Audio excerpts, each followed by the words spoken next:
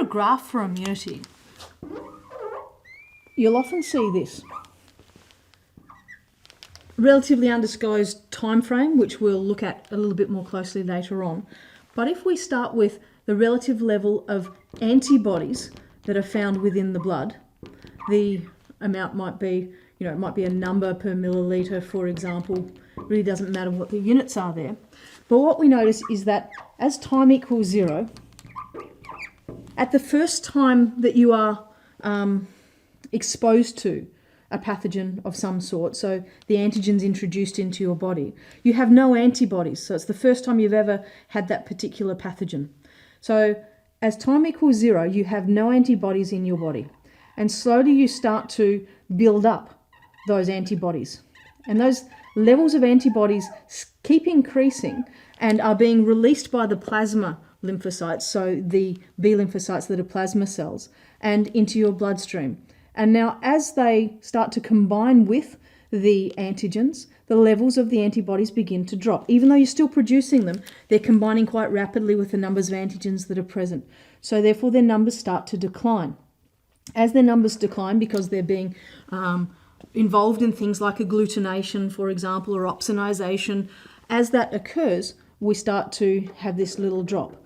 But in the meantime, some of those antibodies are embedded in the cell membrane of other B lymphocytes, which become memory cells. And these memory cells can stay in your bloodstream for a prolonged period of time, sometimes even lifelong immunity. And what that means is that at any second exposure, sometime later in your life, so I'm breaking the scale here, at some time later in your life, you can encounter the same pathogen with the same antigenic epitopes, and what will happen is you'll have a far more steep, look at the gradient, you have a far more steep production of the antibodies, and it will be a massive overproduction. Look at the numbers compared with the numbers that were created before. So we have a really accentuated steep climb, and then we defeat the pathogen. But the time it takes to do this is so rapid. So from here to here, this time is so negligible that you usually don't have any signs and symptoms of the disease the second time. The subsequent consequence is an even heightened number of memory cells that exist. So I'll label this part here as your memory cells.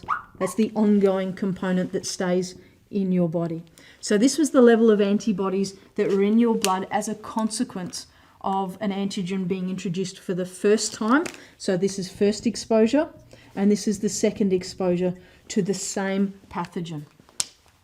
It should be noted also that there are other things that are going on in this time. This period of time here is the lag between when the antibodies are starting to build up, and also the antigen numbers are also increasing.